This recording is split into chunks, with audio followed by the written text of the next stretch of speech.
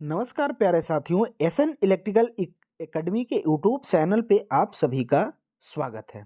दोस्तों, इस वीडियो में मैंने पावर सिस्टम और मशीन्स के क्वेश्चनों को इंक्लूड किया हुआ है।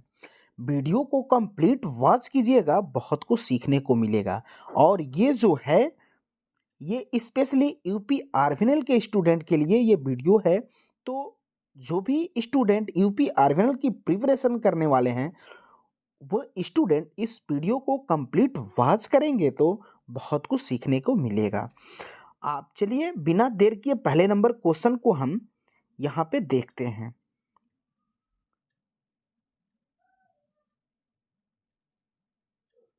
पहला जो क्वेश्चन है विद्यार्थियों, इसमें ध्यान से देखेंगे तो पहले नंबर क्वेश्चन में कहा जा रहा है कि ABCD स्थिरांक का मूल्य छोटी लाइन के लिए क्या होता है। मतलब कि ABCD ट्रांसमिशन लाइन के पैरामीटर्स होते हैं। अब इसमें 60 ट्रांसमिशन लाइन के लिए कंडीशंस क्या बनेगी, वही आपसे पूछा गया है। तो देखिए, इसका पहले मैट्रिक्स आप देखिए कि मैट्रिक्स होता क्या है। तो यहाँ पे ए हो जाएगा, यहाँ पे बी हो जाएगा, यहाँ पे सी हो जाएगा, यहाँ पे डी हो जाएगा। इसके बाद इसका एक और मैट्रिक्स हम ले लेंगे और यहाँ पे 1 लिख देंगे, यहाँ पे जेड लिख देंगे, यहाँ पे 0 और यहाँ पे 1 हो जाएगा। इसके साथ आप तुलना करेंगे तो ध्यान से देखेंगे तो ए का मान यहाँ क्या मिला, 1 मिला। बी का मान क्या मिला, जेड मिला। सी का मान क्या मिला, 0 मिला। और डी का मान क्या मिला, 1 मिला। यही ऑप्शन में देखना है। तो ऑप्शन नंबर सी में देखेंगे ना विद्यार्थी, तो सेम दिया है कि a equal to 1, b equal to देखिए यहाँ से z, c इक्वल टू यहाँ से देख लीजिए 0, c इक्वल टू 0 और d इक्वल टू यहाँ से देख लीजिए 1। तो ये 1 ऑप्शन नंबर सी सही आंसर हो जाएगा। इसके बाद एक और पैरामीटर्स देता है, तो वो क्या है, तो इसमें अब इस मैट्रिक्स में देखेंगे तो देखिए क्रॉस मल्टीप्लिकेशन कीजिए तो a into D, B into C. तो एक और आ जाता है, इसका क्या है कि a इंटू डी मतलब A D minus B C equal to 0 हो जाता है। तो ये 60 ट्रांसमिशन लाइन के कंडीशंस होते हैं, इसको जरूर आप देखेंगे कि A D minus B C equal to 0 और ये ABCD का पैरामीटर्स, दोनों चीज याद रखिएगा क्योंकि पिछली बार में पूछा गया प्रश्न है। अगला क्वेश्चन देखते हैं। अगला जो है 2 नंबर क्वेश्चन में कहा जा रहा है कि ट्रांसमिशन लाइन की दक्षता कैसे बढ़ाई जाएगी। ट्रांसमिशन लाइन की दक्षता बढ़ाने के लिए कंडीशंस होती है कि आपको क्या करना है, तो आपको पावर फैक्टर को बढ़ाना होता है। अब पावर फैक्टर बढ़ेगा तो वोल्टेज भी बढ़ाया जाता है। जो वोल्टेज है, वोल्टेज बढ़ाने से हमें फ़ायदा ये मिल जाता है कि लाइन की करंट जो होती है वो घट जाती है, तो कंडक्टर का साइज भी घट जाता है। इसके बाद जो मटेरियल कंडक्टर में लग रहा है वो भी कम हो जाएगा। सपोर्टिंग टावर्स भी पहले के मुकाबले वायर कम हो गया, हल्का हो गया तो भी कम हो जाएंगे। तो ओवरऑल इफिशियंसी बढ़ जाती है। और इसके बाद भी एक और चीज़ होती है कि तो यहाँ पे हम क्या किए, हम पावर फैक्टर को इम्प्रूव किए, बढ़ाए, और साथ ही साथ हम ये भी किए कि वोल्टेज को बढ़ाए।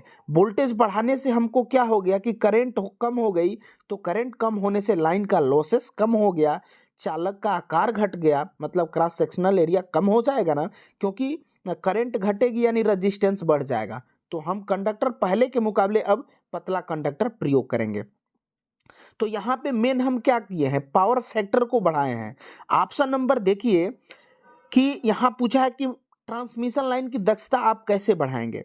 तो हम लोड का अगर पावर फैक्टर को बढ़ा देते हैं, इंप्रूव कर देते हैं, तो हमारी लाइन की इफिशियंसी जो हो जाएगी वो बढ़ जाएगी। क्योंकि ट्रांसमिशन लाइन में पैरामीटर्स कौन कौन से होते हैं, तो 4 पैरामीटर्स होते हैं। एक तो होता है R, एक होता है L, एक होता है C और एक होता है G। ये रेजिस्टेंस पैरामीटर्स है, यह इंडक्टर पैरामीटर है, कैपेसिटर पैरामीटर है और ये कंडक्टिविटी पैरामीटर्स है।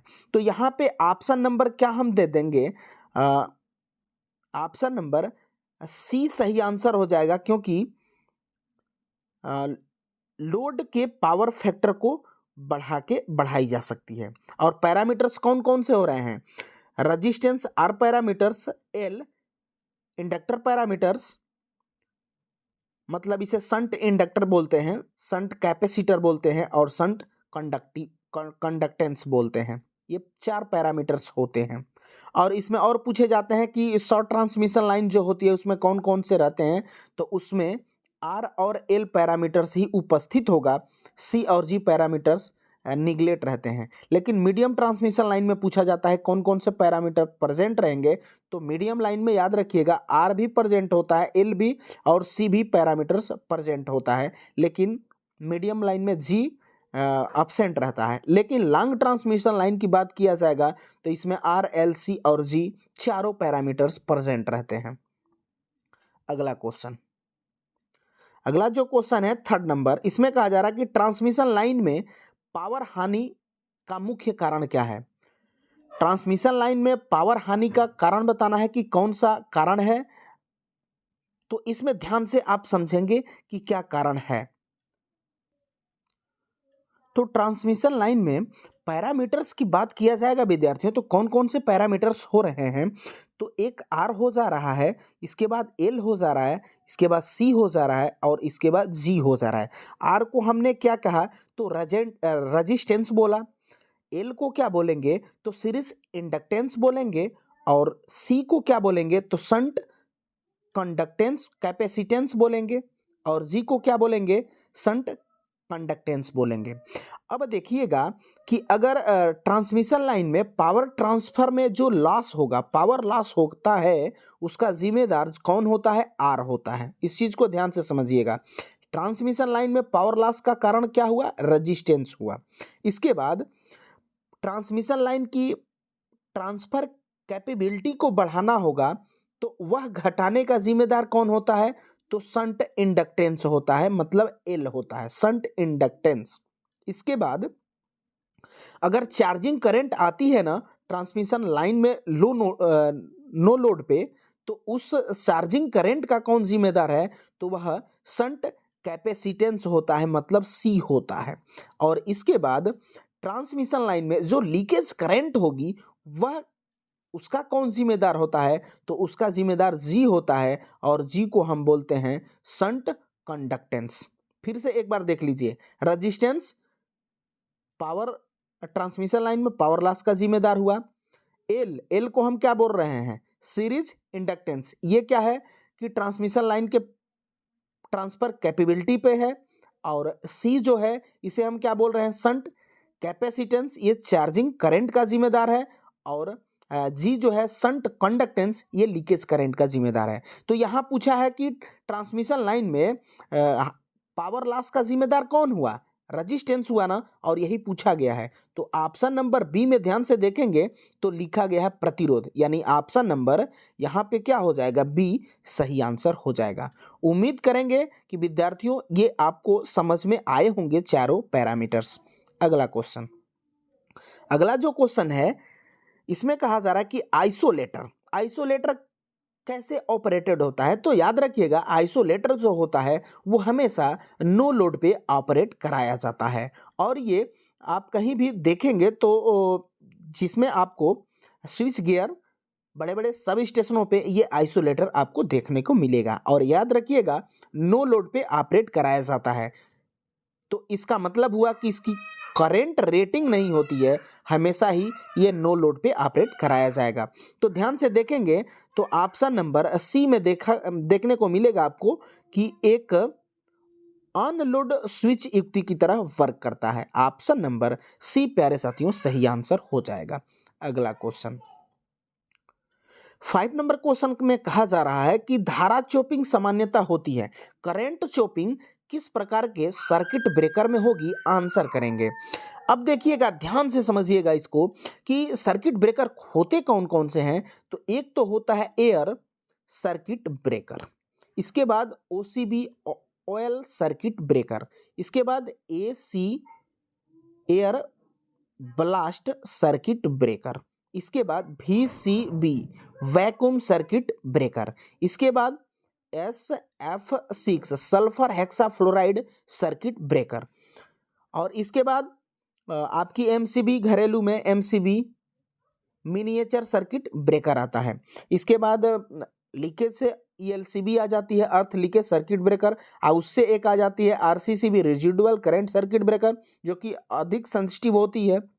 लेकिन यहाँ पे करंट चोपिंग की बात किया गया है, तो याद रखिएगा करंट चोपिंग जो होता है वह ABCB सर्किट ब्रेकर में होता है और किसी में नहीं होता है। ABCB सर्किट ब्रेकर में, मतलब ABCB का मतलब है एयर ब्लास्ट सर्किट ब्रेकर में ही करंट चोपिंग आपको देखने को मिलेगा, जो कि ऑप्शन नंबर बी में दिया गया है। ऑप्शन नंबर बी सही आंसर हो जाएगा। थोड़ा बहुत वैक्यूम सर्किट में भी देखने को मिलता है, लेकिन ज़्यादा में, और आपको सही भी देना है, तो ABCB circuit breaker correct answer है। अगला जो क्वेश्चन है 6 नंबर, इसमें कहा जा रहा है कि त्वचीय प्रभाव केवल डॉट डॉट आवृत्ति पर देखा जाता है। त्वचीय प्रभाव का मतलब होता है स्किन इफेक्ट। स्किन इफेक्ट का मतलब होता है कि कोई कंडक्टर है, तो इस कंडक्टर के सेंटर से करंट न फ्लो होकर के इसके सतह से करंट फ्लो होने लगे, यह स्किन इफेक्ट कहलाता है। और स्किन इफेक्ट जो होता है वह हायर फ्रीक्वेंसी पर होता है। जो कंडक्टर हायर फ्रीक्वेंसी पर डिजाइन किया गया है तो उसमें स्किन इफेक्ट देखने को मिलता है। तो यहाँ पे उच्च आवृत्ति पर मिलेगा, ऑप्शन नंबर सी सही आंसर हो जाएगा। अब इसमें याद रखिएगा कि स्किन इफेक्ट को कम करने के लिए हम कंडक्टर फिर यूज कैसा करेंगे, तो हेलो कंडक्टर का प्रयोग किया जाता है। खोखले चालक का प्रयोग करने से स्किन इफेक्ट समाप्त हो जाता है। अगले क्वेश्चन में 7 नंबर में कहा जा रहा है कि NMI का मतलब क्या है, फुल फॉर्म पूछा गया है। ये नया क्वेश्चन है, आप ध्यान से देखिएगा इसका फुल फॉर्म। ये नॉन मार्केबल इंटरप्टेड होता है। ऑप्शन नंबर बी सही आंसर हो जाएगा।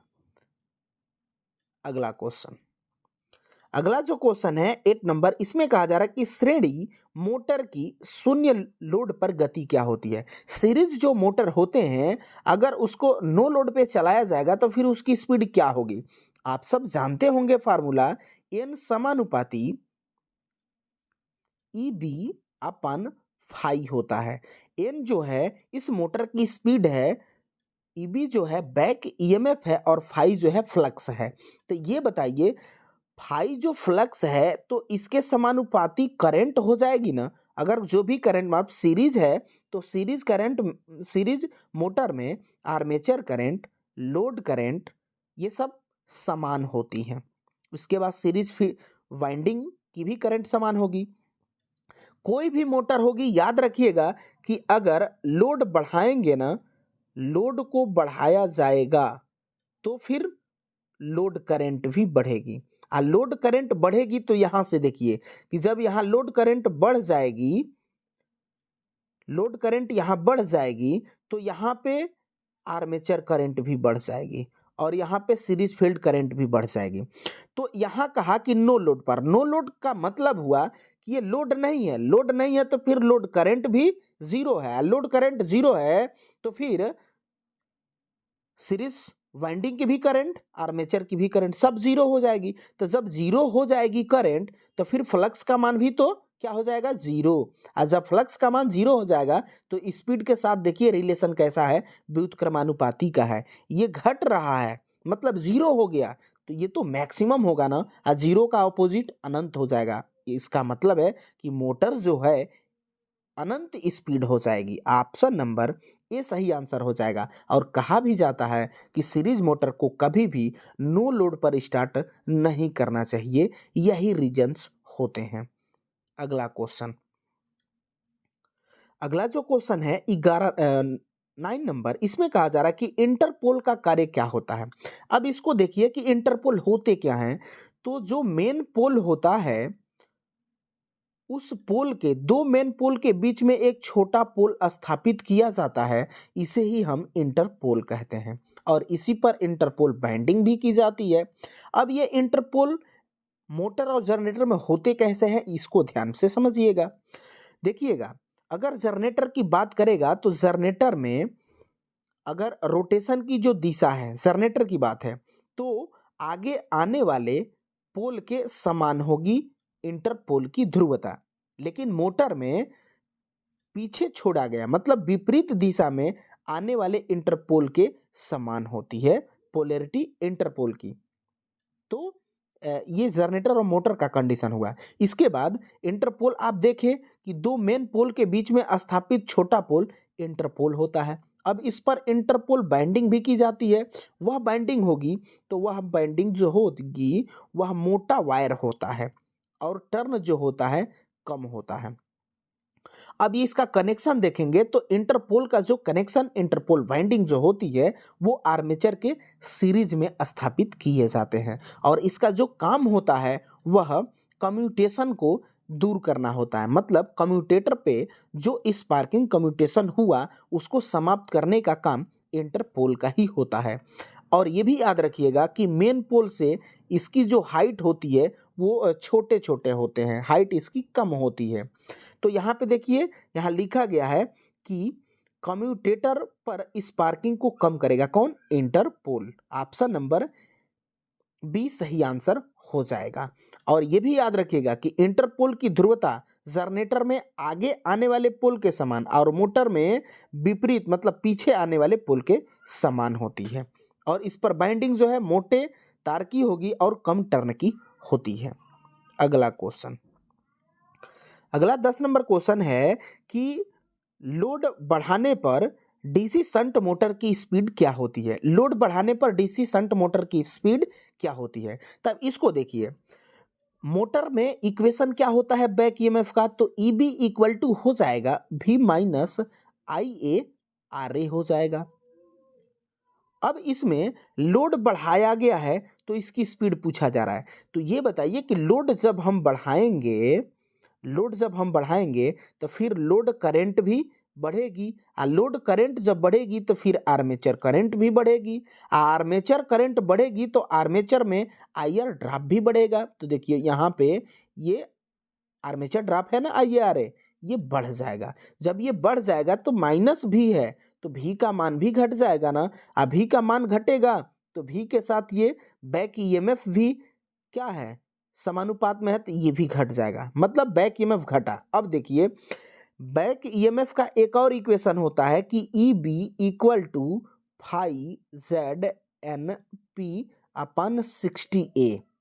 अब देखिए यहाँ पे बैक ईएमएफ घटा है तो फिर इसके समानुपात में स्पीड यहाँ पे है, ध्यान से देखिएगा स्पीड यहाँ पे है। तो जब बैक ईएमएफ घटा है समानुपात में स्पीड है तो वो भी घटेगी ना, और ज़्यादा नहीं घटती है, कुछ थोड़ी सी घटती है। वैसा ही ऑप्शन आपको मिलेगा भाई। ऑप्शन नंबर यहाँ भी देखिए लिखा है सी में कि कुछ घटती है और कुछ ही घटती है। ऑप्शन नंबर सी सही आंसर हो जाएगा। ये सब एक्स्ट्रा फैक्ट आपको ज़रूर याद रखिएगा। थोड़ा बहुत इधर उधर भी क्वेश्चन अगर आता है ना तो ये सब रिलेशन आपको पता रहेंगे तो आप कर जाएंगे। अगला क्वेश्चन, अगला जो क्वेश्चन है 11 नंबर, इसमें कहा जा रहा है कि एक डीसी मोटर प्रारंभ में उच्च धारा लेती है। डीसी मोटर है वह स्टार्टिंग में क्यों हायर करंट लेती है, क्यों मैक्सिमम करंट लेती है? इतना कहा जाता है कि अपने रेटेड मान का 5 से 7 गुना करंट लेने लगती है स्टार्टिंग में। इसका कारण है, इसका कारण यह होता है कि स्टार्टिंग है, इसका मतलब है कि मोटर की गति 0 है। और जब मोटर की गति 0 है तभी आपको मैंने इक्वेशन बताया EB equal to phi ZNP upon 60A। जब इसकी स्पीड 0 हो गई तो फिर बैक ईएमएफ भी तो 0 हो जाएगा ना, क्योंकि समानुपाती में है। और जब बैक ईएमएफ 0 हो जाएगा तो मोटर जो होगी हायर करंट लेने लगेगी। तो यहाँ पे देखिए कब हो रहा है बैक ईएमएफ 0 पर, यानी ऑप्शन नंबर देखिए डी में दिया गया है, इसलिए ऑप्शन नंबर डी सही आंसर हो जाएगा। उम्मीद करेंगे प्यारे साथियों कि आपको ये समझ में क्वेश्चन आ रहे होंगे, और वीडियो अच्छी लगे तो प्लीज़ वीडियो को लाइक भी कीजिएगा और अपने दोस्तों में भी वीडियो को शेयर जरूर कीजिएगा। और साथ ही साथ चैनल पे पहली बार आए होंगे तो चैनल को सब्सक्राइब जरूर कर लीजिएगा। तो चलिए अगला 12 नंबर क्वेश्चन को देखते हैं। काउंटर ईएमएफ किस पर निर्भर करता है? काउंटर ईएमएफ जो होता है ना प्यारे साथियों, बैक ईएमएफ का ही दूसरा नाम काउंटर ईएमएफ भी होता है, और ये किस पर डिपेंड करेगा आपको बताना है। तो यहाँ से देखिए इक्वेशन जब लिखेंगे तो EB इक्वल टू 5ZNP/60A हो जाएगा। ये किस पर निर्भर करेगा? तो बैक ईएमएफ जो है इन सब राशियों के साथ समानुपाती में है।